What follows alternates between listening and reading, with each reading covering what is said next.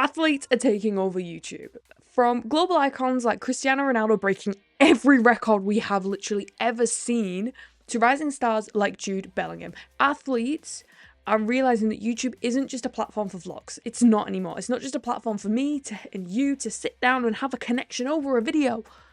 Not a thing anymore. It's a serious strategy not only to grow a fan base and a brand that extends way beyond football. For athletes in individual sports like MMA, YouTube is a gold mine. The more fans you connect with, the more opportunities you unlock. You see it like a game. More fans equals more revenue, which means more sponsors and more success in the sport. A great example of that is Tom Brady. Since his retirement, he's had an amazing YouTube channel, using YouTube to give the fans a behind-the-scenes look of not only his life, but his businesses. Like, he's part ownership of Birmingham City, which for anyone in the US is a really small football team.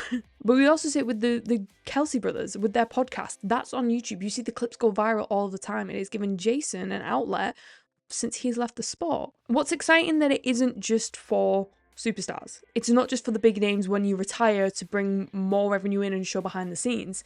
We're seeing young stars who are still playing the game and growing within the game. For example, Jude Bellingham, a young football star who is making waves in the sport and for England. I mean, we were close yet again to a trophy, but he's tapping into his own channel. Now, I've no doubt that he has been a consumer first, considering his age is my age. We all grew up with KSI and the Sidemen and other big YouTubers.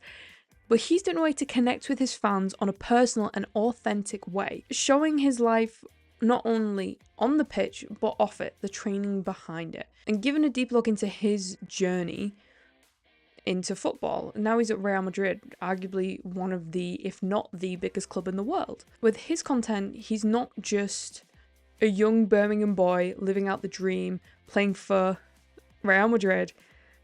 He's a brand. And he's also a human being, which is one thing that YouTube is bridging the gap with. Athletes are realizing that building their personal brand on YouTube allows them to control the narrative, create lasting connections, and set themselves up for a future that ventures beyond sport and after they retire. You have to think, all of these athletes, really, you have 10, maybe 15 good years. Ronaldo's probably an exception, but at the top level, you don't have that long. So you have to make as much money as you can in that time to basically set you up for life. This, instead of going into punditry afterwards, gives you an outlet and an avenue for that. And we're not just seeing it with footballers and MMA stars. Think of Lando Norris. He has a whole YouTube group, Quadrant, that he's a huge part of. He loves making content. Max Verstappen, I think, sometimes streams. We're seeing this long-form content, especially on YouTube, weave into ways that we've never seen before. YouTube is literally outgrowing its own self, which is incredible to see. And it's incredible to watch and be a part of. Do I think this YouTube trend is going to go on forever? Absolutely. I can see this, instead of them doing documentaries with huge, big corporate companies that they don't have control of, they turn to YouTube and they go, well, realistically, I have a PR team, and I could just hire videographers to follow me around for a year. I have the capital to do that, and I can buy the cameras myself. Jude Bellingham's channel is a great example of that. He does more of a documentary style, whereas Ronaldo is clearly, it's his channel and he's the face of it, but he's not producing any of the videos. He has a whole team behind him. We're not only seeing it though with individual sports stars, we're seeing big teams do it. Kansas City Chiefs really have like a great thing going for them. They do a behind the scenes documentary of their training every season, which I think is incredible. I don't know why more football clubs don't do it. Do I see it lasting through generations? I don't know. I don't know if every sports star in the world is going to start streaming or having their own personal brand on YouTube.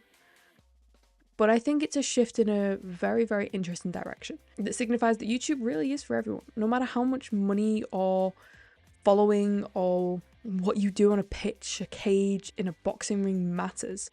YouTube's a place that really equals that playing field.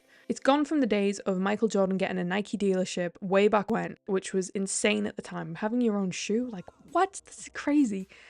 To saying, oh, you have your own YouTube channel? Yeah, why don't you? You don't have to be the biggest player in the team. You don't have to be the big name in that club. I mean, Real Madrid is stacked. You could show the come up. You could show the training, the dedication. You could be the next Jamie Vardy.